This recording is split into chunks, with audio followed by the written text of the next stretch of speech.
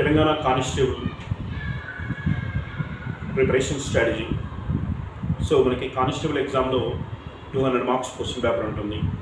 So దేని మీద ఎలా క్వశ్చన్స్ ఉంటాయి, దాంట్లో ముఖ్యంగా అర్థమెటిక్ పేపర్లో, అర్థమెటిక్ అండ్ ప్యూర్ మ్యాథ్స్ పేపర్లో ఏ టాపిక్స్లో ఎన్ని క్వశ్చన్స్ ఉన్నాయి, 2016 అండ్ 2018 క్వశ్చన్ పేపర్స్ బేస్ చేసుకొని ఏ టాపిక్స్లో ఎన్ని మార్క్స్ స్కోర్ చేయాలి, ఏది ఇంపార్టెంట్ ఇవ్వాలి, ఏది అన్ఇంపార్టెంట్ ఇవ్వాలి, ఒకసారి డీటెయిల్డ్ ఎక్స్ప్లెనేషన్ చూద్దాం.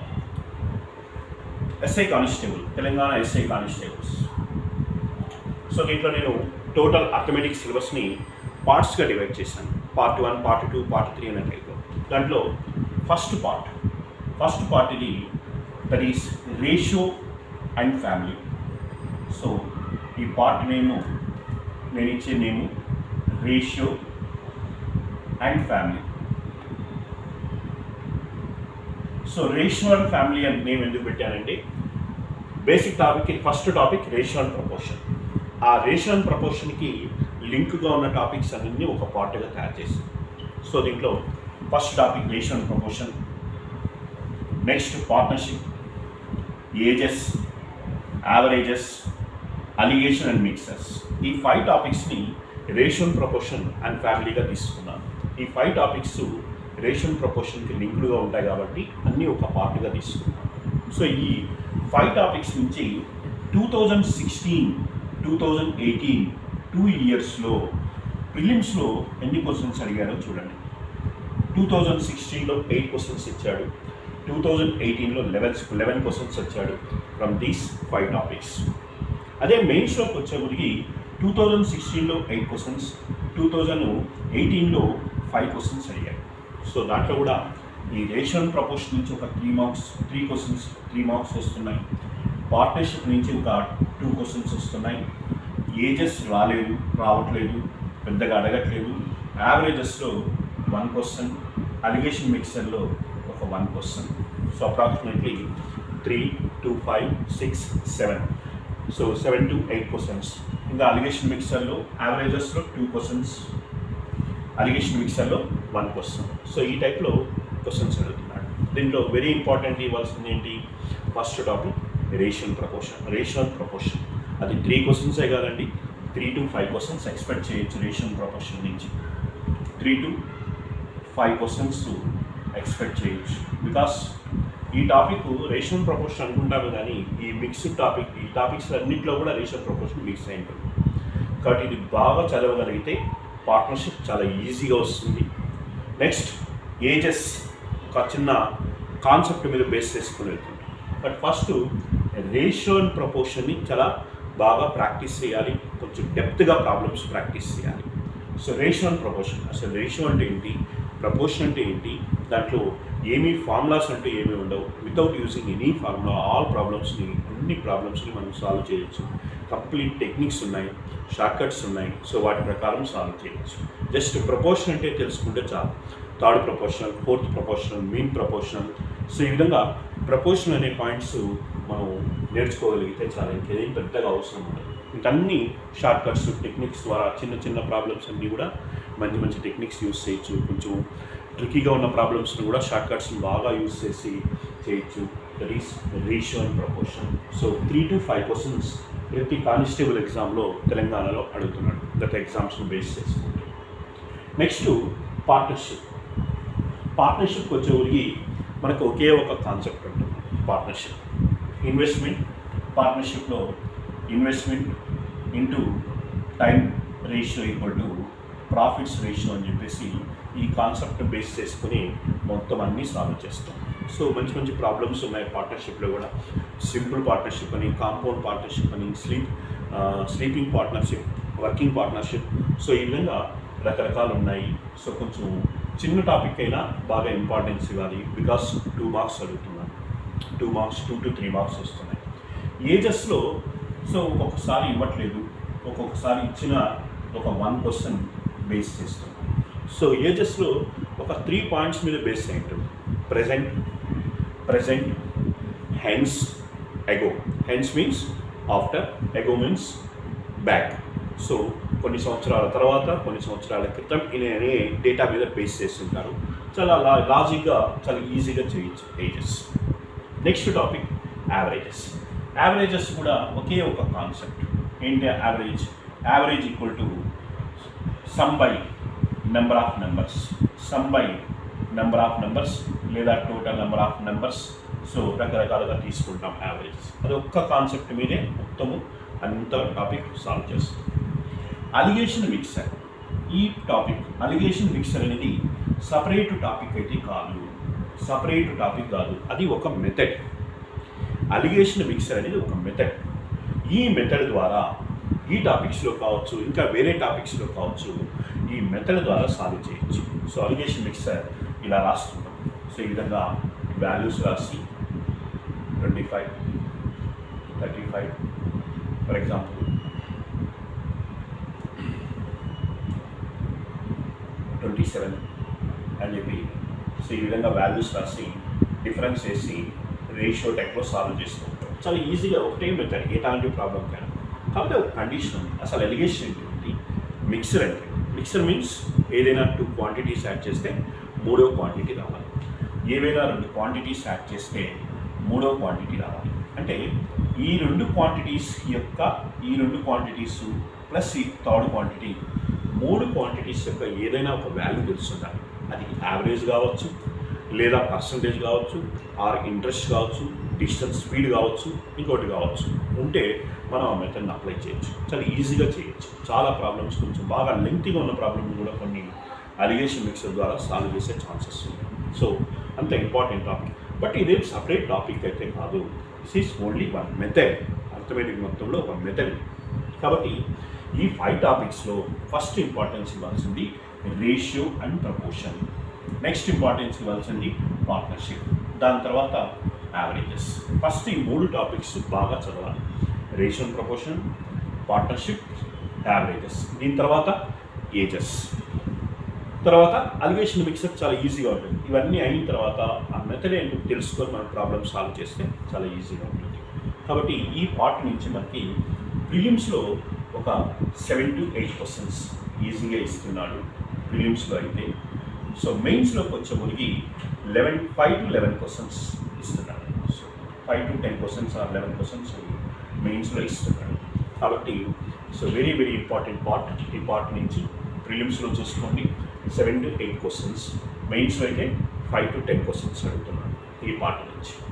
సో ఉన్నవి మేజర్ టాపిక్స్. దీంట్లో 3 topics: ratio and proportion, partnership, averages, next ages. ఇది పార్ట్ 1కి సంబంధించి. Next part 2.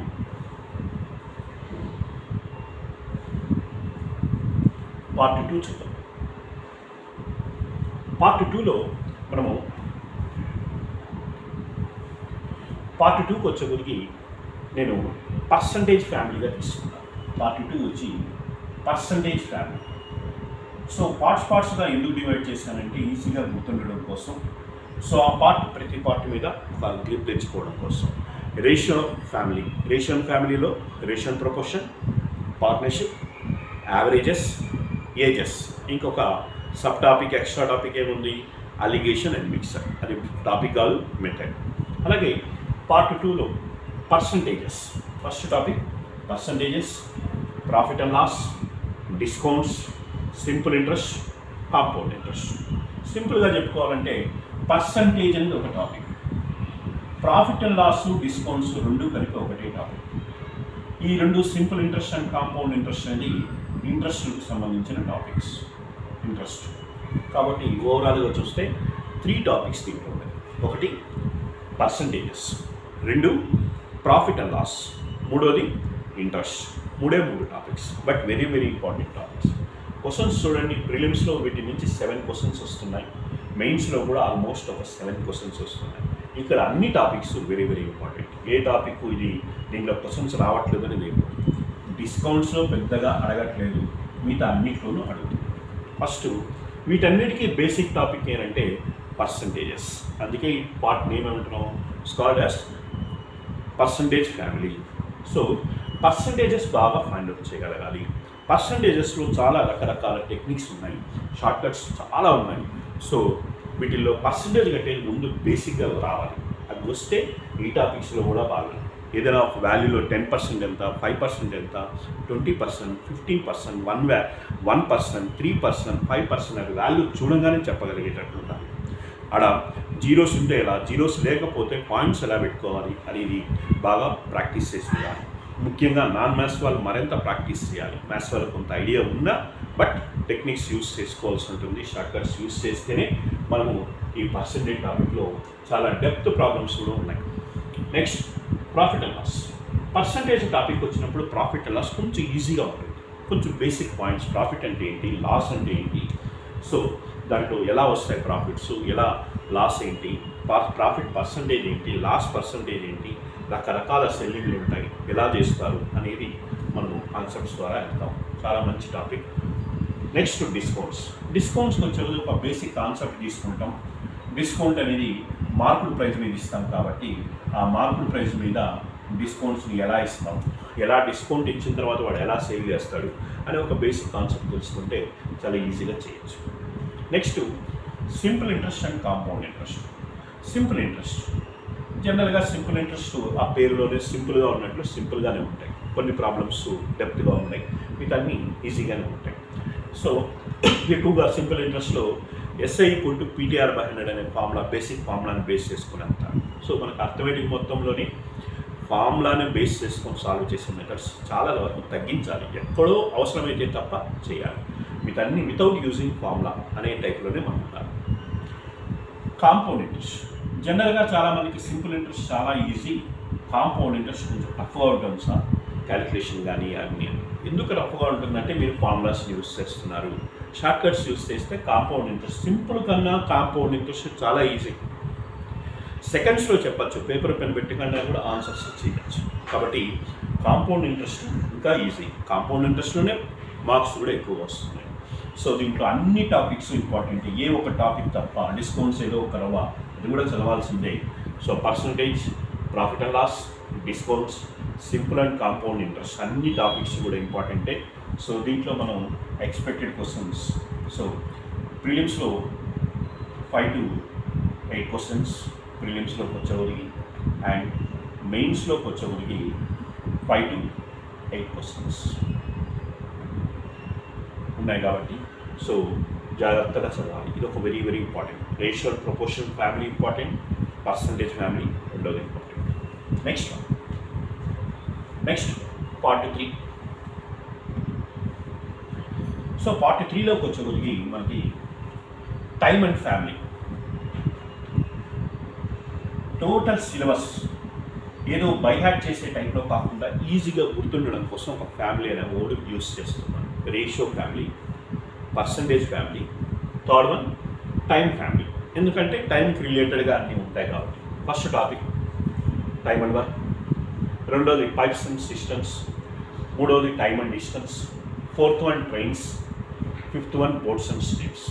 దీంట్లో కూడా ఓవరాల్గా చూస్తే ఇదంతా ఒకే topic. Time and work, pipes and cisterns, time and distance, trains, boats and streams, ఇదంతా ఒకే టాపిక్. అంటే టోటల్ ఓవరాల్గా 2 టాపిక్స్, 2 పార్ట్స్ మాత్రమే. ఈ రెండు వెరీ వెరీ ఇంపార్టెంట్. సో ఈ topic time and work, time and distance topic not only SI constable groups, ఈ competitive ఎగ్జామ్సే కాదు, ఆల్ ఓవర్ ఇండియాలో రాసే GRE, TOEFL ఇలాంటి ఎగ్జామ్స్ కూడా చాలా ఎక్కువ క్వశ్చన్స్ వీటి మీద డిపెండ్ అయి ఉంటాయి. సో టైమ్ అండ్ వర్క్లో ఒక 3 మెథడ్స్ ఉన్నాయి, 3 పార్ట్స్. ఒకటి 3 parts chain rule problem, chain rule method. Next general problems ఉన్నాయి. Next pipes and cisterns. మొత్తం 3 మోడల్స్ ఉన్నాయి. కొంచెం డెప్త్గానే ఉంటుంది, బట్ హార్డ్ వర్క్ చేయాలి. ఇట్లాంటి చోటే మనకు మార్కులు రావాలి, అందరికీ రావు. అలాగే time and distance, trains, boats and streams, మొత్తం 3 మోడల్స్. ఇది కూడా మనం బాగా హార్డ్ వర్క్ చేయాలి. So very very important topic time and family. ఎన్ని క్వశ్చన్స్ అడుగుతున్నాడు ప్రిలిమ్స్లో? ఒక 5 క్వశ్చన్స్. సో ప్రిలిమ్స్లో ఈ ఫ్యామిలీ నుంచి 5 to 7 క్వశ్చన్స్ అనుకోవచ్చు. అండ్ మెయిన్స్లోకి వచ్చేవరికి మనకి ఒక 3 to 6 క్వశ్చన్స్ అప్రాక్సిమేట్లీ. ఒక 1 మార్క్ అటు ఇటు తేడా మనం ఇస్తున్నాం. టైమ్ అండ్ వర్క్, పని కాలము, పైప్స్ అండ్ సిస్టమ్స్ అంటే పంపులు, తొట్లు అని. టైమ్ అండ్ డిస్టెన్స్, కాలము దూరము, రైళ్ళు, బోట్స్ అండ్ స్టీమ్స్ మీన్స్ పడవలు, ప్రవాహం. సో దీంట్లో మనకి కానిస్టేబుల్ రేంజ్లోకి వచ్చేప్పటికి ఈ పైప్స్ అండ్ సిస్టమ్ టాపిక్ పెద్దగా అవసరం లేదు, పెద్దగా అడగట్లేదు. బోట్స్ అండ్ స్టీమ్స్ కూడా పెద్దగా అడగట్లేదు. సో ఒకవేళ ఎక్కడన్నా ఒకటి అడిగితే ఒక క్వశ్చన్ బోట్స్ అండ్ స్టీమ్స్ వచ్చిందో తప్ప పైప్స్ అండ్ సిస్టమ్స్ అవసరం లేదు. కానీ అవసరం లేదు అంటే ఈ రెండు టాపిక్స్ని వదిలేసి మిగిలిన టాపిక్స్ చదువుతామనే పాయింట్ ఏం అవసరం లేదు. ఇవేం పెద్ద టాపిక్స్ ఏం కాదు. టైమ్ అండ్ వర్క్ వస్తే ఆటోమేటిక్గా పైప్స్ అండ్ సిస్టమ్స్ చాలా ఈజీగా వస్తుంది. టైమ్ అండ్ వర్క్లో ప్లస్, పైప్స్ అండ్ సిస్టమ్స్లో మైనస్లు వస్తాయి తప్ప పెద్ద డిఫరెన్స్ ఏం లేదు. కాన్సెప్ట్ తెలుసుకుంటే అలాగే బోట్స్ అండ్ స్ట్రీమ్స్లో ఒక చిన్న కాన్సెప్ట్ ఉంటుంది, sub stream, down stream, up stream. So ఈ విధంగా మనకి ఇవి మ్యాన్ స్పీడ్ అని, బోట్ స్పీడ్ అని ఆ కాన్సెప్ట్ తెలుసుకుంటే ఈజీగా చేయొచ్చు. Time and distance, trains time and distance వస్తేనే బోట్స్ అండ్ స్ట్రీమ్స్ వస్తాయి. కాబట్టి అవేం పెద్ద టాపిక్స్ ఏం కాదు, వదిలేసిన మనం చదివినాం. బట్ చదవాలి. 1 మార్క్ రాలేదనుకోవద్దండి. అలాంటి వాటిల్లో ఒక 1 మార్క్ వచ్చినా వేరే వాళ్ళు చదువుంటారు, మనం మాత్రమే ప్రాక్టీస్ చేస్తుంటాం. సో వాళ్ళకి రాని మార్క్ మనకు వస్తుంది. సో ఈ time and family part. Next part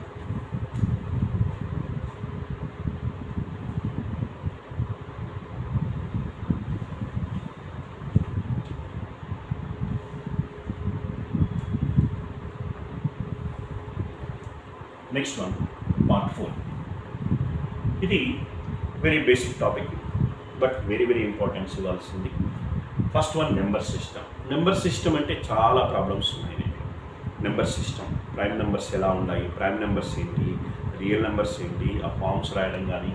next simplifications, LCM and SCF topic, number system. Next simplifications అంటే అడిషన్స్, సబ్ట్రాక్షన్, మల్టిప్లికేషన్, డివిజన్ అన్నీ మిక్స్ అయిన problems, square roots, cube roots, squares, cubes. So ఇలాంటి problems అన్నీ కూడా general problems అన్నీ కూడా mix అవుతాయి.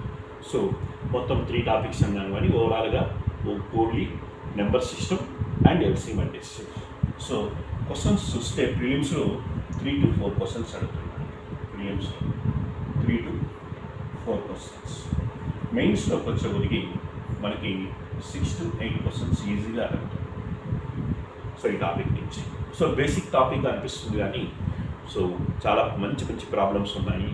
LCM and ఎస్సిఎఫ్లో కొంచెం నాన్ మ్యాథ్స్ వాళ్ళు బాగా ప్రాక్టీస్ చేయాలి. ఈవెన్ మ్యాథ్స్లో కూడా దాంట్లో కొంచెం తప్పులు చేస్తుంటారు, కొంచెం ఎక్కువగా ప్రాక్టీస్ ఉండాలి.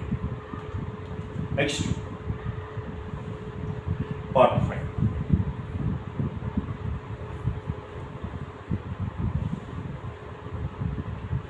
సో పార్ట్ 5లో 2 topics, data analysis and data sufficiency. ఇవి data analysis, data sufficiency. First data analysis. Data అనాలిసిస్లో 4 గ్రాఫ్స్ ఉంటాయి. 4 గ్రాఫ్స్. ఒకటి line graph, number 2 bar graph, table graph, pie or circle diagram. Pie or circle diagram అని 4 diagrams ఉంటాయి. అవి mixed problems కూడా ఇస్తూ ఉంటారు. అంటే ఒక డయాగ్రామ్ ఇచ్చేసి వాటి మీద ఆ డయాగ్రామ్ మీద ఒక డేటా ఇస్తాడు. ఏమిటి డేటా? ఒక కంపెనీ డీటెయిల్స్ కావచ్చు, ఒక కంట్రీ డీటెయిల్స్ కావచ్చు, ఒక ఫ్యాక్టరీ డీటెయిల్స్ కావచ్చు. ఆ డీటెయిల్స్ ఇస్తాడు. ఆ డీటెయిల్స్ని బేస్ చేసుకొని సమ్ క్వశ్చన్స్ అడుగుతాడు. ఒక డయాగ్రామ్ ఇచ్చాడంటే మినిమం 3 to 5 క్వశ్చన్స్ వస్తాయి. కాబట్టి డయాగ్రామ్ని బాగా అనలైజ్ చేసుకోవాలి. అందుకే డేటా అనాలిసిస్ అంటున్నాం ఈ పదాన్ని. డేటా అనాలిసిస్, వాడు ఇచ్చిన డేటాను బాగా అనలైజ్ చేసుకోవాలి. సో ఏం క్వశ్చన్ అడిగాడు, ఏం డేటా ఇచ్చాడు, ఎలా కంపారిజన్ చేస్తున్నాడు. వీటిల్లో ఈ టాపిక్ మొత్తము ఒక 3 పాయింట్స్ మీద బేస్ అయింది. క్వశ్చన్స్ అన్నీ ఒక 3 పాయింట్స్. ఏమిటంటే నెంబర్ 1 పర్సంటేజెస్, నెంబర్ 2 రేషియో, మూడోది యావరేజెస్. ఈ 3 మీద క్వశ్చన్స్ అడుగుతారు. మీరు ఎంత డేటా ఇచ్చుకున్నా ఆ 3 మీద డిపెండ్ అయ్యింది. కాబట్టి ఆ టాపిక్స్ కొంచెం బాగా చదివినప్పుడు ఇక్కడ ఈజీ అవుతుంది. అంతేగాని ఈ టాపిక్స్ వస్తేనే డేటా అనాలిసిస్ చేయాలని ఏం లేదు. అవి వస్తే, ఎందుకంటే రేషియో అంటే ఏంటి, పర్సంటేజ్ అంటే ఏంటి, రేషియో అంటే ఏంటి, యావరేజ్ అంటే ఏంటి ఒక ఐడియా ఉంటే అప్పుడు ఈజీగా మనం చేయొచ్చు. బట్ వీటిని ఈ డేటా అనాలిసిస్లో అందరికీ మార్క్స్ రావు. ఎవరైతే బాగా ప్రాక్టీస్ చేసి ఉంటారో, నెంబర్ ఆఫ్ ప్రాబ్లమ్స్ ప్రాక్టీస్ చేసి ఉంటారో, నెంబర్ ఆఫ్ డయాగ్రామ్స్ ప్రాక్టీస్ చేసి ఉంటారో వాళ్ళకి మాత్రమే మార్క్స్ వస్తాయి. నెక్స్ట్ డేటా సఫిషియన్సీ ఇది కొత్త టాపిక్ అండ్ ఇది ఒక టాపిక్ కాదు. డేటా సఫిషియన్సీ ఇది డేటా సఫిషియన్సీ అంటే అర్థమెటికే కాదు, రీజనింగ్లో కూడా డేటా సఫిషియన్సీ అడగచ్చు. ఈ మధ్య జనరల్ స్టడీస్లో కూడా డేటా సఫిషియన్సీ అడుగుతున్నాడు. డేటా సఫిషియన్సీ ఆ పదంలోనే ఉంది. సో వాడు అడిగిన క్వశ్చన్స్కి ఏవి రిక్వైర్మెంట్ ఏమున్నాయి, ఇచ్చిన మల్టిపుల్ ఇచ్చిన ఏబిసిడి వాటిల్లో ఏవి తీసుకుంటే మనకు ఆన్సర్ వస్తుంది అనే సఫిషియన్సీ తెలుసుకుంటే చాలు. కానీ ఈ టాపిక్ డేటా సఫిషియన్సీ కావాలి అంటే కంప్లీట్గా అర్థమెటిక్లోని అన్ని టాపిక్స్, రీజనింగ్లోని అన్ని టాపిక్స్, అర్థమెటిక్లో కంప్లీట్ టాపిక్స్ అన్నీ ప్రాక్టీస్ చేసిన తర్వాత డేటా సఫిషియన్సీ చేస్తే అర్థమెటిక్లో డేటా సఫిషియన్సీ సాల్వ్ చేయొచ్చు. అలాగే రీజనింగ్లో కూడా అన్ని టాపిక్స్ సాల్వ్. సో అన్నిటి మీద డిపెండ్ అయి ఉంటుంది. దీన్ని మనం సాల్వ్ చేసేది ఉండదు, నాలెడ్జ్ ఉండాలి. ఫర్ ఎగ్జాంపుల్ చిన్న ప్రాబ్లం. సో ఒక రెక్టాంగిల్ యొక్క ఏరియా కావాలంటే ఏమేం కావాలి, లెంగ్త్ బ్రెడ్త్ కావాలి. ఆ నాలెడ్జ్ ఉండాలి. ఏరియా ఫార్ములా ఏంటి, లెంగ్త్ ఇంటూ బ్రెడ్త్. అంతేగాని లెంగ్త్ బ్రెడ్త్ వాడు ఇచ్చేసి ఏరియా ఎంత అని ఫైండ్ అవుట్ చేయమని. ఆ నాలెడ్జ్ ఉంటే మనం చాలా ఈజీగా చేయొచ్చు ప్రాబ్లం. కానీ ఈ రెండు టాపిక్స్లలో చూస్తే 2016లో ఏ క్వశ్చన్స్ ఇవ్వలేదు, పెద్దగా ప్రిఫరెన్స్ ఇవ్వలేదు. 2018కి వచ్చేవరికి 4 క్వశ్చన్స్ 5 క్వశ్చన్స్ అడిగినారు. అంటే ఒక 5 to 8 క్వశ్చన్స్ ఈజీగా ప్రిలిమ్స్లో కానీ మెయిన్స్లో కానీ అడుగుతాడు. ఇప్పుడు రాబోయే మున్ముందు 2021 కానీ ఇప్పుడు రాబోయే ఏ ఎగ్జామినేషన్లో కూడా వీటికి ఎక్కువగా ఇంపార్టెన్స్ ఇస్తున్నాడు. బికాస్ డేటా అనాలిసిస్ అంటే అనలైజ్ చేసే కెపాసిటీ ఉండాలి స్టూడెంట్కి. బ్యాంక్ ఎగ్జామ్స్లో ఎస్బీఐ ఎగ్జామ్ ఉంది. ఎస్బీఐలో అర్థమెటిక్ మీద 40 క్వశ్చన్స్ ఇస్తే దాదాపు 25 to 30 క్వశ్చన్స్ డేటా అనాలిసిస్ ఇస్తున్నాడు. ఆలోచించండి ఎందుకు అన్ని క్వశ్చన్స్ ఇస్తున్నాడు అంటే అనలైజ్ చేసే కెపాసిటీ బాగా ఇంప్రూవ్ అవుతుంది. సో ఏ జాబ్ చేయాలన్నా, ఎక్కడ ఎస్ఐ కానీ కానిస్టేబుల్గా మనం జాబ్ చేయాలంటే మనకు మంచి థింకింగ్ నాలెడ్జ్ ఉండాలి. ఏదైనా ఒక సమస్య వస్తే దాన్ని అనలైజ్ చేసే కెపాసిటీ మనకు రావాలి. అందుకోసం ఇలాంటి టాపిక్స్ ఇస్తున్నాడు. కాబట్టి వెరీ ఇంపార్టెంట్ టాపిక్. ఇన్ ఫ్యూచర్లో మనకి ఇంకా మార్క్స్ ఎక్కువ వస్తాయి తప్ప ఈ టాపిక్స్లలో తక్కువ ఇతర రావు. డేటా సఫిషియన్సీ ఇది కూడా ప్రాబ్లమ్ సాల్వ్ చేయాలంటే ఆ ప్రాబ్లం మీద నాలెడ్జ్ ఉంటే తప్ప ఇన్డెప్త్ ఇన్వాల్వ్మెంట్ ఉంటే తప్ప డేటా సఫిషియన్సీని సాల్వ్ చేయలేము. ఏదో బ్లైండ్గా నేర్చుకున్నాం, బైహార్ట్ చేసినాం, అలాంటిది ఏది పనికిరాదు. సో అంతా నాలెడ్జ్ ఉండాలి. సబ్జెక్ట్ మొత్తం అర్థమెటిక్ మొత్తం మీద నాలెడ్జ్ ఉంటేనే డేటా సఫిషియన్సీ సాల్వ్ చేయాలి. ఇది పార్ట్ 5. Next part 6. పార్ట్ 6కి వచ్చేసరికి మనకి ప్యూర్ మ్యాథ్స్. ప్యూర్ మ్యాథ్స్లో ఈ టాపిక్ మొత్తం టాపిక్ ఏంటంటే mensuration.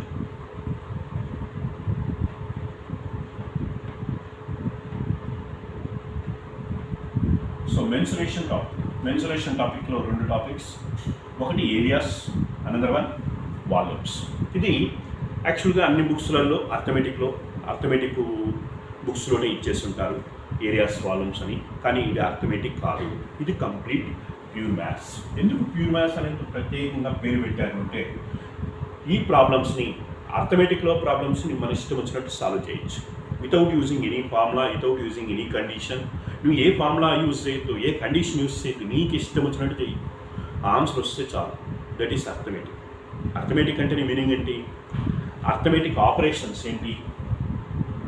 Arithmetic operations addition, subtraction and multiplication, division. ఈ 4ని అర్థమెటిక్ ఆపరేషన్స్ ఉంటాయి. గ్రేటర్ దాన్, లెస్ దాన్ అనేటువంటి లాజికల్ ఆపరేషన్స్. సో అర్థమెటిక్ అనే పేరు ఎందుకు పెట్టారంటే ఈ 4 ఆపరేషన్స్తో సాల్వ్ చేస్తే ఏ ప్రాబ్లమ్స్నైనా సరే దాన్ని అర్థమెటిక్ అనొచ్చు. మీకు ఒక థింకింగ్ నాలెడ్జ్ ఉండాలి. ఆ థింకింగ్ నాలెడ్జ్ ద్వారా ఈ 4 ఆపరేషన్స్తో మాత్రమే సాల్వ్ చేయగలిగే ప్రాబ్లమ్స్ని అర్థమెటిక్ అంటారు. వాటిని మనం టాపిక్స్గా డివైడ్ చేసుకొని simple, interest, compound, time and distance, ratio, proportion పేర్లు పెట్టుకున్నామే తప్ప ఇది కంప్లీట్ అర్థమెటిక్ అంటే 4 ఆపరేషన్స్. అందుకే జనరల్ యాప్టిట్యూడ్ అంటారు. మీ థింకింగ్ నాలెడ్జ్, మీ నాలెడ్జ్ ప్రకారం సాల్వ్ చేయండి అని.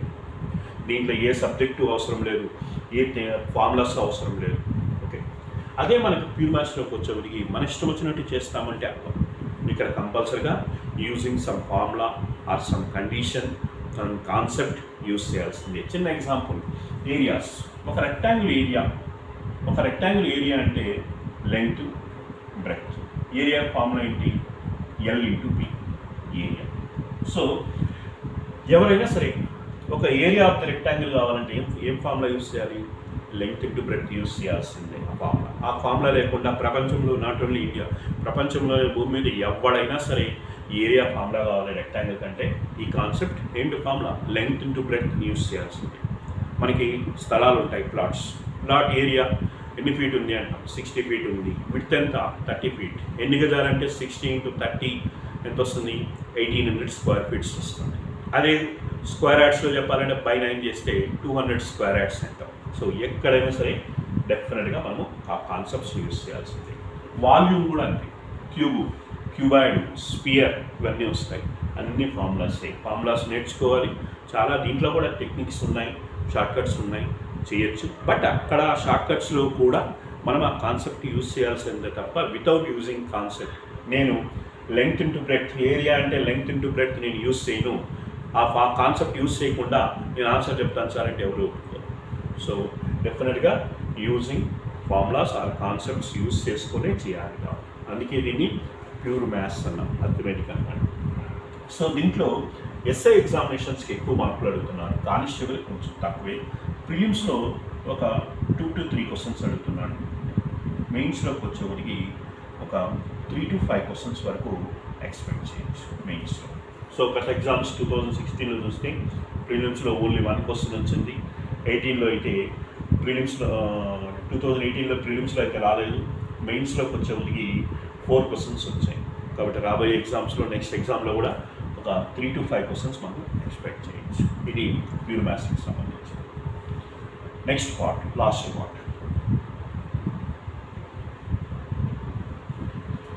పార్ట్ కూడా ప్యూర్ మ్యాథ్స్కి సంబంధించింది. మనం దీంట్లో ట్రిగ్నామెట్రీ, పెర్ముటేషన్ కాంబినేషన్స్, ఇంకా ప్రోగ్రెషన్స్, జామెట్రీ, సో ఈ టాపిక్స్ అన్నీ కూడా ఉన్నాయి. జామెట్రీ, ప్రోగ్రెషన్స్ ఇవన్నీ కూడా ఉన్నాయి. కానీ ఇవి టాపిక్స్లో పెద్దగా క్వశ్చన్స్ రాలేదు. ఎప్పుడో ఒక్కొక్కసారి ఒక ట్రిగ్నామెట్రీలో ఒక 1 question, దీంట్లో ఒక 1 question వచ్చింది. సో అంతకంటే పెద్దగా ఏం అడగట్లేదు వీటిల్లో. సో కాబట్టి పెద్దగా అడగట్లేదు. సో ఈ టాపిక్స్ ఏం పెద్దగా ఇంపార్టెన్స్ ఏం లేదు. ఎట్లాగో ఎస్ఐ రాసే స్టూడెంట్స్ కానిస్టేబుల్ రాసినప్పుడు ఎస్ఐలో వెరీ ఇంపార్టెంట్ టాపిక్స్ ఉన్నాయి కాబట్టి అది చదువుతాం ఆ బేస్తో.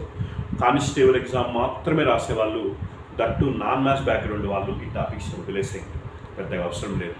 మ్యాథమెటిక్ బ్యాక్గ్రౌండ్ ఉన్న వాళ్ళు కొంత లైట్గా ఐడియా తీసుకుంటే ఈజీగా రాయొచ్చు. కాబట్టి పెద్ద ఇంపార్టెంట్ అయిన టాపిక్ పార్ట్ టైం కాదు ఈ పార్ట్. నెక్స్ట్ పార్ట్ ఫైనల్గా చూస్తే మనకి తెలంగాణ కానిస్టేబుల్ ఎగ్జామ్లో ప్రిలిమ్స్లో 2016లో 2018లో మీకు ప్రిలిమ్స్లో 25 questions నుంచి 35 questions, 25 to 30 questions వచ్చాయి. 35 questions వరకు అడిగే ఛాన్స్ ఉంది. మెయిన్స్లో 26 నుంచి 35 questions.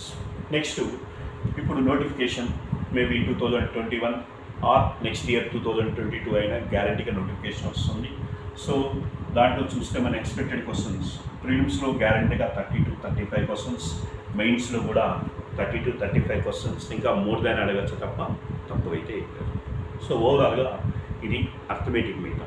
సో మనకి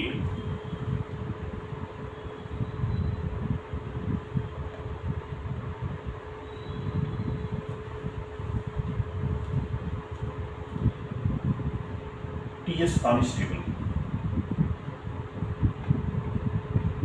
సో మనకి తెలిసిందేగా ఫస్ట్ స్టేజ్ ప్రిలిమ్స్,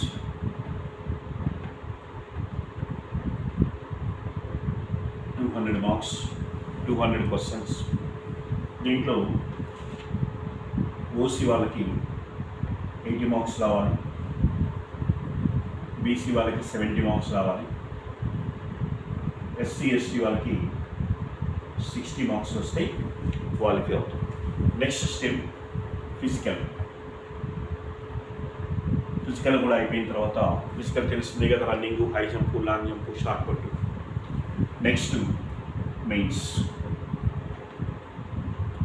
మెయిన్స్ కూడా సేమ్ 200 questions, 200 marks. బట్ దీంట్లో టాప్ మార్క్స్ రావాలి, క్వాలిఫైయింగ్ సరిపోదు, మెరిట్ మార్క్స్ రావాలి మీ రిజర్వేషన్ కేటగిరీలో. దాన్ని బట్టి మనకు జాబ్ చేసేది. ఫిజికల్ గురించి ఇంకొక వీడియో చేద్దాం, ఎలా చేయాలని ఫిజికల్ ట్రైనర్తో మన దగ్గర ఉన్న ఫిజికల్ ట్రైనర్తో ఇంకొక వీడియో చేద్దాం. ఎలా చేయాలి, హై జంప్, లాంగ్ జంప్ అనేది ఇంకొక వీడియోలో చూద్దాం.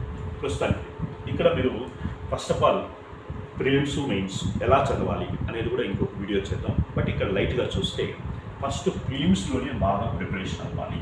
ప్రిలిమ్స్లో లైట్గా తీసుకుంటారు. దట్టు చాలామంది ఏంటంటే ఇంకా నోటిఫికేషన్ రాలేదు కదా సార్, మనకి ఎప్పుడో నోటిఫికేషన్ వస్తుంది, ఎప్పుడో ఎగ్జామ్ ఉంటుంది అనేది లైట్గా చదువుతారు ఈ మార్క్స్ కదా.